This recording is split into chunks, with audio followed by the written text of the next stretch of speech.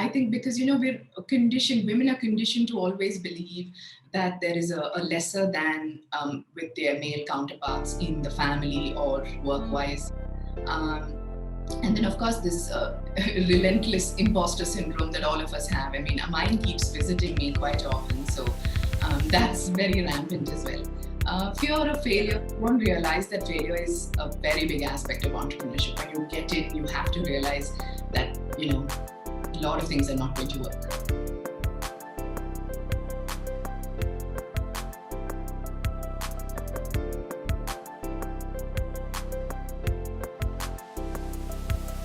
Hi, and welcome to the Women Making an Impact series. And today, joining me on this episode is my guest, who's also a dear friend, Sneha Mohan, who's the founder of Gwen.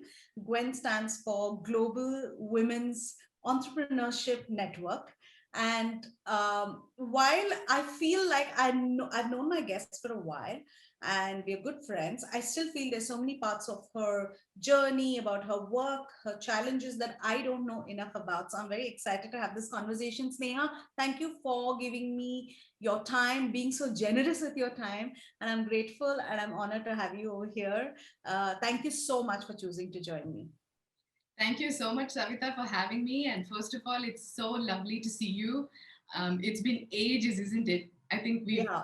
not talked, at least not on video, for more than a year now.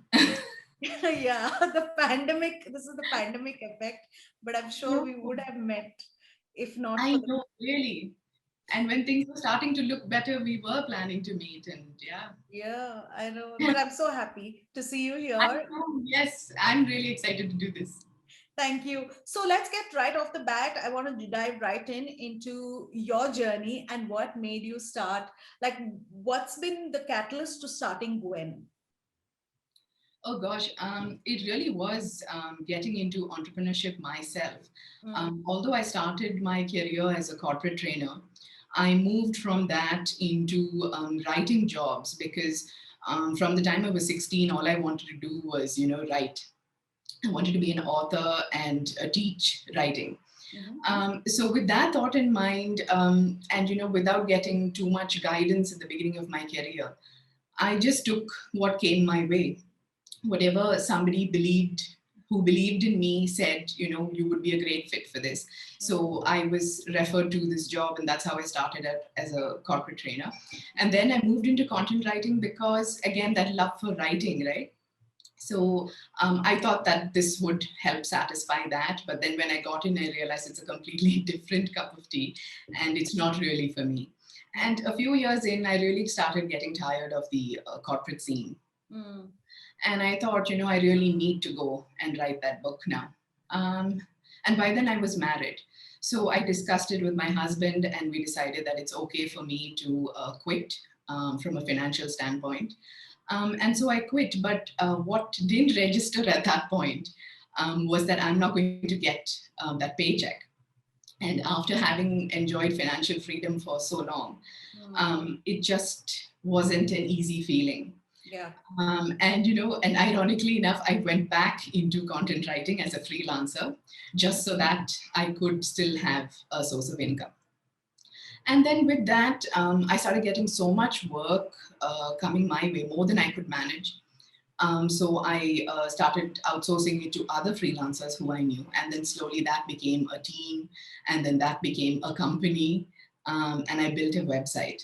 Okay. And through that website is where I got all my business from. So that was my main marketing tool. And this is back in 2007. So I was working from home, my team's working from home, my clients are all international. There was no human interaction, so to say. So Mm, in 2 years down the line, I started feeling this loneliness, because I didn't have friends who were entrepreneurs, and nobody I could sound off these challenges with, mm, or to go and grab some lunch or coffee during the week. None of those things.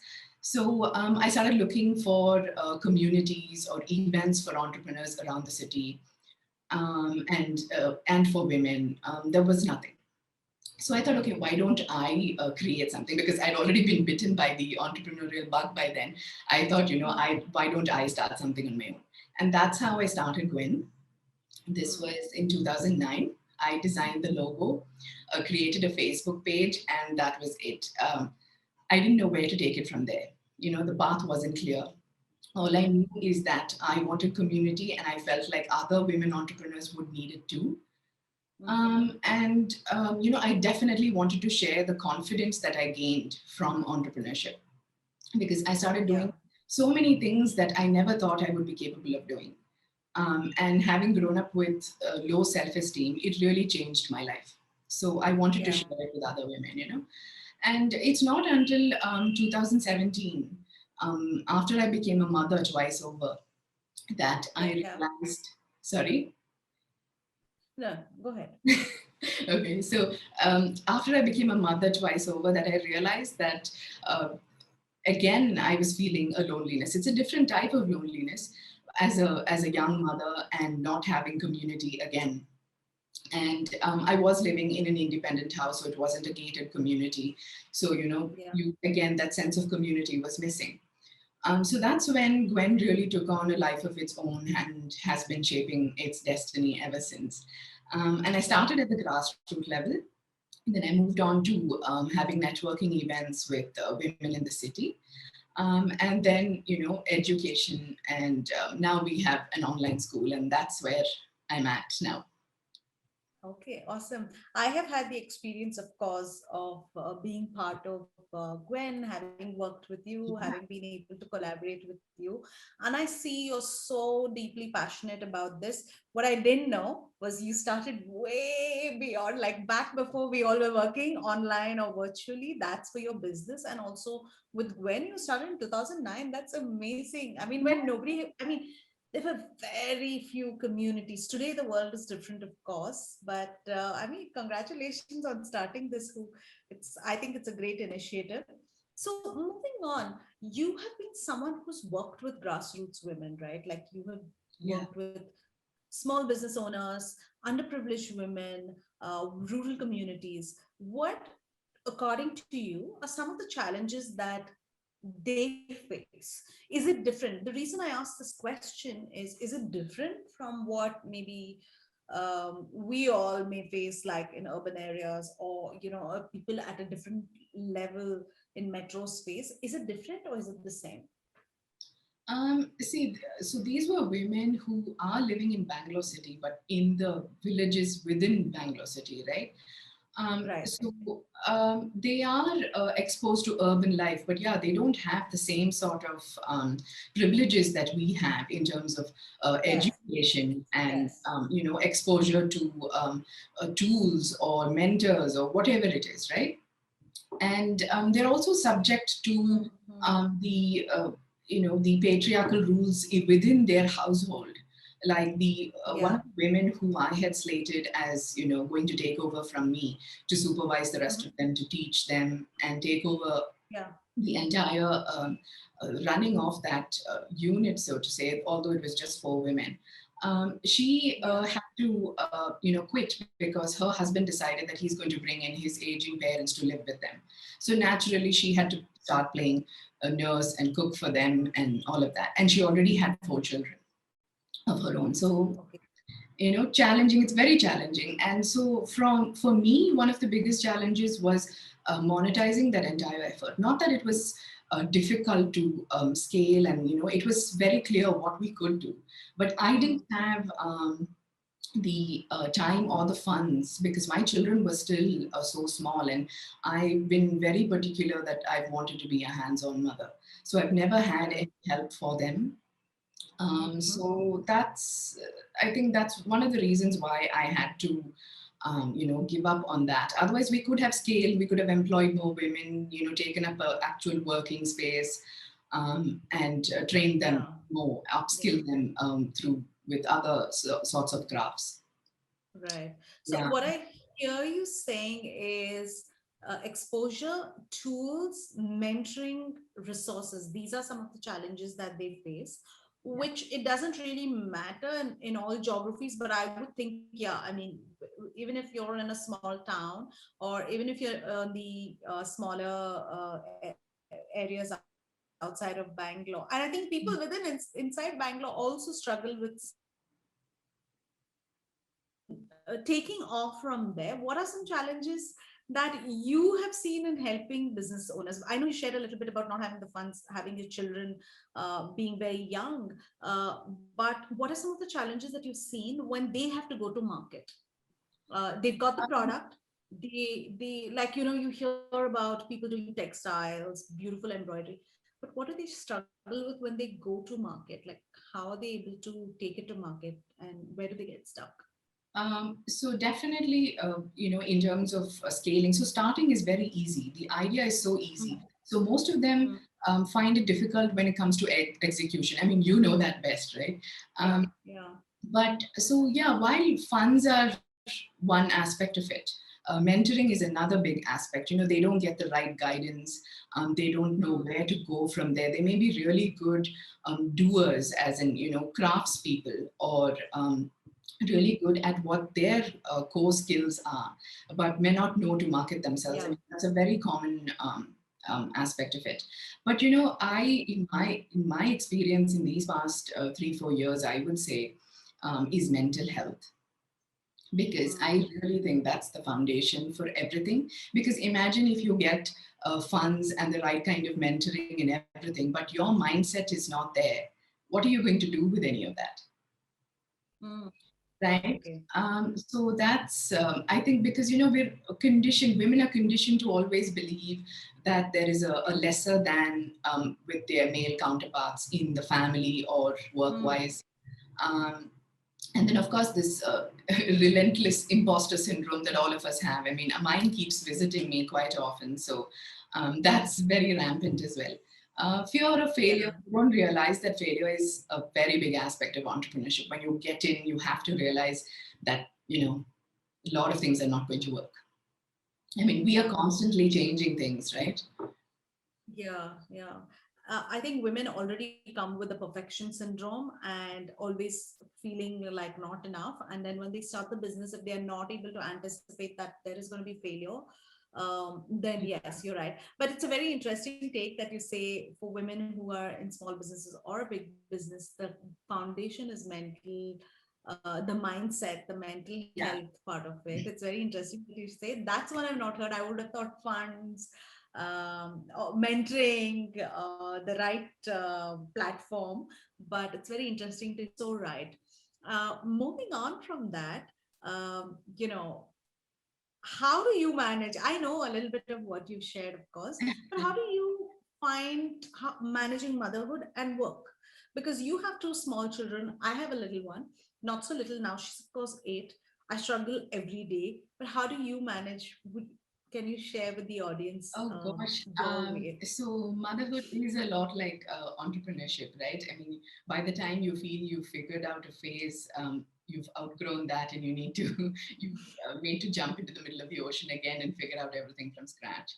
Um, Yeah. and then, of course, you have to keep looking at the greater good and not just your interest. Little to no reward or recognition. So it's so much like entrepreneurship. But I'm like a army general when it comes to daily routine. From Okay. the time both my children were 3 months old, I have set a daily routine for them for meal times, bath time, nap time, bedtime, everything. So they follow that to the T. Now they're 8 and 5. So Mm-hmm. my older one keeps everybody in check, including me, if I don't go by that. so, uh, Okay. so that's what keeps my day predictable to a large extent. And Mm. now with the pandemic, with them being at home all the time, and they're in an alternate system of education, so they don't even have online classes or anything. The younger one's in kindergarten, so he doesn't have that. The older one needs to be taught through a kit that the school sends, so Okay. it's a lot more work on for us parents. um, Oh my. Having said that, my husband's a very involved father, so that's immensely helpful. Mm. So yeah, so it's a balance, and now they've understood that when I'm sitting at my laptop, that it really means that I'm at work. They've understood that over the course of the last 1 year. But when they were Yeah. smaller, I used to work when only either when they're in school or once they've gone to bed, Okay. which used to be You at know, 7 p.m. I like the army general approach. I try to stay as much as possible to a routine, otherwise I can't survive. But when I was putting down this question, what came up as I was putting down this question, I'm like, I'm going to talk to Sneha. I'm asking her, how are you managing motherhood? You know, I don't even want to ask her this question because we never ask a guy this. So then I was like, Yeah. I'm going to ask her this question, but I'm also going to ask every man that I interview this question, saying, how do you manage Um, fatherhood and work? Because we never seem to ask yeah, the guys this. I know, really. And I think in today's world, it's a relevant question because I think the fathers are equally involved today too. And Yeah. now with the pandemic, they have no choice, right? They're there, they're seeing everything that's happening. So they have no choice. Yeah. So I have decided that I would keep this question, but I'm going to ask the guys as well, Yeah, good just so idea. there's equity in my questions. And why are we always only asking the woman, how do you manage, right? That's got to change. So then I think I know that you are very organized, but what is your favorite productivity hack? Yeah, so being organized, I love Evernote, the app. For me, when I get an idea, I'm one of Hmm. those who likes to do something immediately about it. And of course, with everything that's going on and with the children needing so much attention, that's not possible. So I either, I write it down in Evernote because it just syncs with my laptop as well. Yeah. I've been using that for years now. I mean, easily 10 years. Yeah. And of course, recently the WhatsApp voice notes are really handy. Yeah. Okay. Right. I'm going to keep that in So, mind. Yeah. Even I found voice notes, voice memos handy. yeah, Also, when you're in a rush and maybe, doing something with one hand, either putting a yeah. meal together or a sandwich or whatever, you can quickly, share information with the team. And yeah. Okay. Okay, thank you for that. And so a day in your life. I know you shared already. I think I already know a day in your life with the pandemic, but please share with us if it's any different from your day-to-day online schooling and Yeah, so I'm not a morning person. I'm the last one to wake up in the house. And my husband mostly does breakfast for the kids. So by the time I'm up, they're done with breakfast. So I try to get in a quiet cup of tea and hmm, get them to start their days. They have a routine with, making their beds and getting in for their baths and all of that. And once hmm, that's over, then it's all about so I don't have breakfast, so I go straight into household chores and cooking. And again, everything is list based. So I have like a okay. plan for every day in the week, whether it is Hmm, laundry or meals. And Sunday is my prep day. So, okay. in terms of meals, if there's chopping or if there's anything to be prepped and frozen, the freezers become my best friend over the pandemic because the children need to be fed every half an hour. Two boys Okay. who are all the time hungry. I think it's, boredom converting to hunger. But Hmm, yeah, I give in. So that's the way it's been going. And then the children always have had an early bedtime. hmm. So they used to sleep by 7. Now, of course, it's been pushed to about 8. So all of us have dinner by 7, and then it's bedtime for them. It's either a song or story time, and they're in bed. And then I sit down with, again, work or reading, or if it's a weekend, then it's a movie or something like that. Okay. Okay, awesome. I know that you're super organized, but I like hearing about the lists. I try to be very, very organized. That's the only way for me I can survive. But I always love to hear about everybody else's day, the productivity tools. I'm like, yeah, I should apply that. I should do this. And I'm a big list keeper. So Oh, I resonate with you on that. According to you, okay, and I have to ask this question. According to you, what is an important value an entrepreneur should have in today's world? I definitely think self-discipline because that's something I'm grappling with on a daily basis. Like I said, I'm not a morning person, so having a morning ritual, especially as a parent and an entrepreneur, I think is so important. And then that just sets the tone for the rest of your day, right? So I definitely think self-discipline because again, you need so much energy Yeah. as a parent and an entrepreneur. So yeah, if you can get Yeah. your fitness and your food and everything right, have Okay. everything at the same time every day. Yeah, that sort of discipline. So self-discipline is an important value for entrepreneurs. Okay. A mantra that you live by. So it's a saying by Aung San Suu Kyi, the Burmese politician. If you're feeling helpless, help someone. I read it, I think, for the first time in 2018. Mm. And ever since, it's been, it felt like as though she was talking to me. And it has been my WhatsApp status message for the longest time. And that feeling, that you have, what that's like, right? When you help somebody, it's that feeling is incomparable. Yeah. Yeah, I know. You Yeah. can never get the satisfaction, right, of that. Yeah, because instead of dwelling on your own problems and why things are not working for you, or playing the victim, it just makes it just a win-win. Okay. So as we come to the end of the interview, before I let you go, there's one other question. What's next for Gwen? And how can people like connect with you and be a part of the Gwen programs? What's coming up? What's next? So, like I said, we launched an online school last year, but things have gained momentum now. Mhm. Um, Everything is going to be online, so it's going to be pre-recorded classes that women can buy and learn at their own pace, because it really is challenging in these times, especially to expect them to be to sit down at a given time and date. So this works better, I thought, and we're going to focus on entrepreneurship skills, personal development skills, and also some upskilling sort of thing, where they can learn a new skill for those women, who've probably given up their careers to become stay-at-home mothers, or whatever reason they've taken a break for, or just looking to create that pivot in their careers. Right. So if you learn a new skill and you want to have a handmade business, or anything for that matter, or even serious hobbies. Yeah. So that's the one thing, the online school. And of course, we are showcasing um, entrepreneurs, amazing women entrepreneurs like yourself. And Ah, yeah, so that it's inspirational, and women get to know that it's something you can do with everything else that's going on in your life, yeah. as long as you have the right support.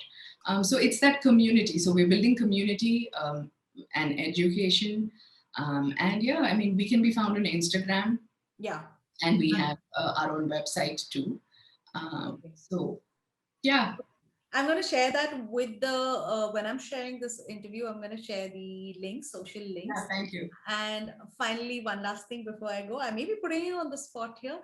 One last piece of advice to women entrepreneurs out there. Oh gosh, just take the plunge. Don't think about it too much. Overthinking is really the last thing you should do. And don't wait for anybody's permission. Do what Yeah. you think is right. Go with the feeling. Yeah. Yeah, that's great advice. I love the last one. Yes, everybody's always waiting for permission, and overthinking is a big problem, and we must talk about it. But Sneha, thank you so much. This was lovely chatting with you. And you know what I didn't know was that you started this in 2009, even though I know you so well. I didn't know that. So good to know everything that you've shared with us. Thank you Yeah, for your time. And yeah, I'll see you soon. And keep doing this great work. The world needs more entrepreneurs, more female entrepreneurs. So we need Gwen, of course. All right. Thank you. thank you so much, Sarita. You've always been so inspirational, and I think you're setting a great example. You're so hardworking. Thank you. Thank you so much for having me.